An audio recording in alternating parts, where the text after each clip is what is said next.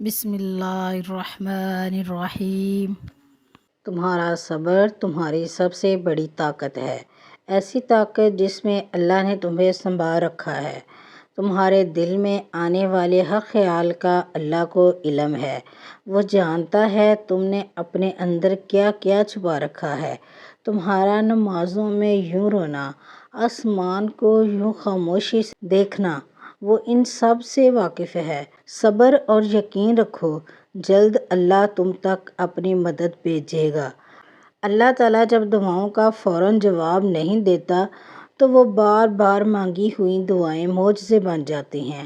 حضرت ابو سعید خدری رضی اللہ تعالیٰ عنہ سے روایت ہے کہ نبی کریم صلی اللہ علیہ وآلہ وسلم نے فرمایا، جب کوئی مسلمان کوئی دعا کرتا ہے جس میں گناہ اور قطع رحمی نہ ہو تو اللہ اس وجہ سے 3 چیزوں میں سے کوئی ایک اسے عطا فرما دیتا ہے۔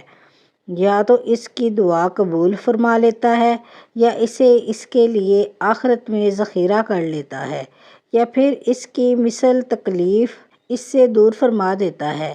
صحابہ نے عرض کیا، تب تو ہم زیادہ دعائیں کیا کریں گے۔